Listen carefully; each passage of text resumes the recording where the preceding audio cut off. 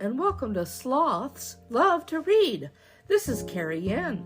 Today we have a really adorable story called Little Bunny and the Magic Christmas Tree by David Martin. I hope you will enjoy this wonderful story. Let's get started.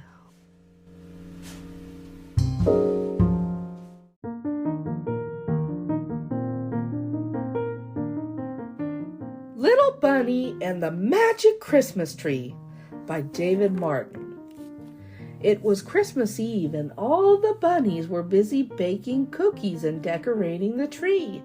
One by one, Little Bunny was taking ornaments out of the box until finally he found the one he was looking for, the fire engine. Just holding it was exciting. Riding in a fire engine, that would be the best, thought Little Bunny. Then Papa Bunny called him to come put icing on the cookies, and he put the fire engine down. When he came back, the twins were hanging the fire engine way up in the tree where he couldn't reach. "Look, Mama, look how big we are," said the twins. "It's not fair," cried Little Bunny. Now even the twins were bigger than him, and they were still almost babies. Then his older brother called him teeny tiny itsy bitsy eensy weensy bunny.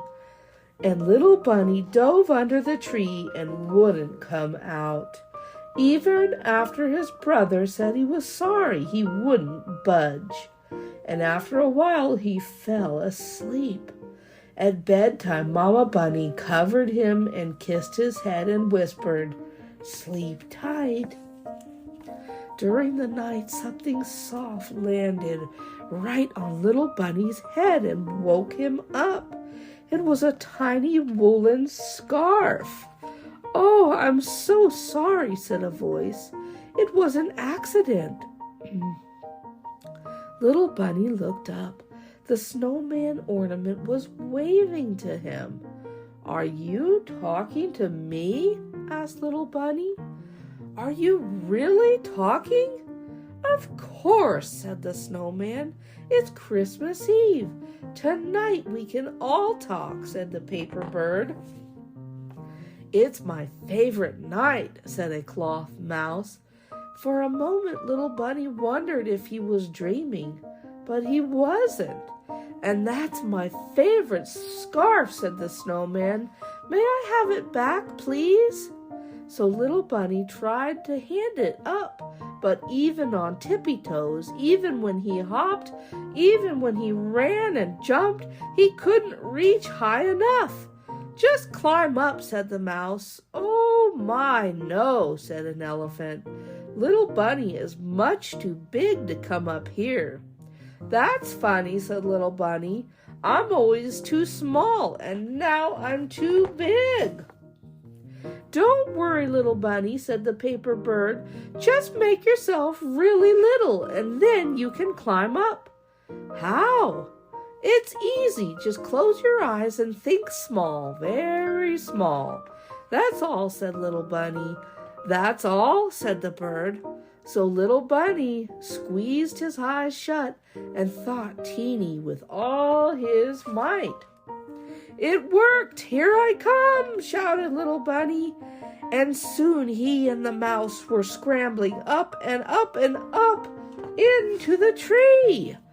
Then Little Bunny and the mouse tried to give the snowman his scarf, but the snowman tipped over when he reached for it and ended up dangling in the air. "Help!" he yelled. Luckily, Little Bunny was strong enough to hold him until the firefighters came to the rescue. Now, when Little Bunny was standing next to it, the fire engine was even more exciting than before. He couldn't take his eyes off the bell and the big black tires and all the metal shining like gold. "Want to go for a ride?" asked the chief. "Oh, here's an even better idea. You drive." "Really?" said Little Bunny, and he hopped right into the driver's seat. Then, with the mouse ringing the bell and everyone else hanging on tight, little Bunny stepped on the gas, and they took off. Around the tree and up, they raced from branch to branch, higher and higher to the very top of the tree. Wow, I've never been up so high in my life. I can almost touch the ceiling, and I can see everything. Look, there's the airplane I lost. Up here is better than anything. I wish I could stay, said little Bunny, bouncing on a tippy-top branch. Well, if you really want to, you can, said the paper bird. We can always use another good driver in the firehouse, said the fire chief. And then the mouse squeaked, Yes, yes, please stay. We could be friends and play everything. Little Bunny thought about how much fun that would be, and how much he liked his new friends, and also how nice it was to not always be the littlest. And he thought about how much fun it was to drive the fire engine. But then he remembered how snugly warm it was in bed with his sister and brothers, and how much fun it was to play with them under the covers. He would miss that a lot. He would miss them a lot. I don't know what to do, he said. Then he heard his sister shout, Hey, it's Christmas! We can have our stockings now! But wait, said the older brother, where's little Bunny? He has to be with us too. Little Bunny, wake up, they all shouted. And suddenly little Bunny knew what he wanted. I am awake, he shouted. I'm coming. And he ran out to the end of a branch, but when he looked down, he froze. It was a long, scary way down. But the fire chief just handed him a rope and said, Here, hang on to this, and we'll let you down nice and easy. Bye-bye, all his friends said, and they waved as they watched him go. Goodbye, said little Bunny. And when he was almost to the floor, he closed his eyes and thought big. And just as he landed, all the other bunnies burst into the room. Ho, ho, ho! Merry Christmas, said little Bunny in his best Santa voice. And guess where I've been? Up in the Christmas tree all night, and I drove the fire engine. You mean the fire engine ornament? Yes, said his sister. Yes, yes. Oh, sure, said his older brother, and I'll bet you rang the bell, too. No, the mouse rang the bell. She's my friend, and she's real. They're all real. Little brother, you may be small, but you sure make up the biggest, best story, said his sister. I'm not kidding, said little Bunny. Look.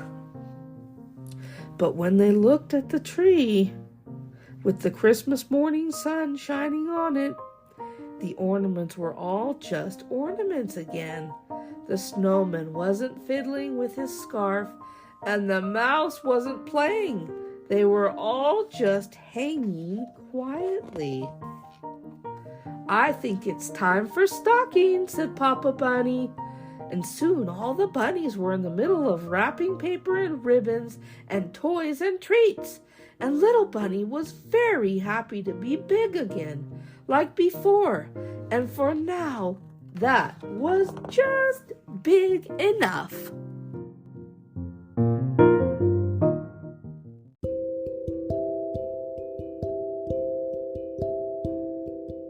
Oh, what an adorable story this has been.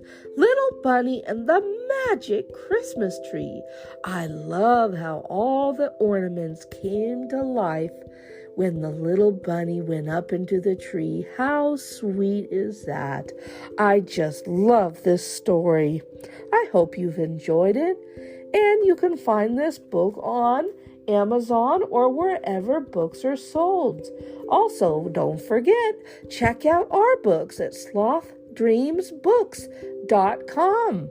I hope that you'll find something there that you like. And I hope your holidays are very merry indeed. Bye-bye for now, everyone.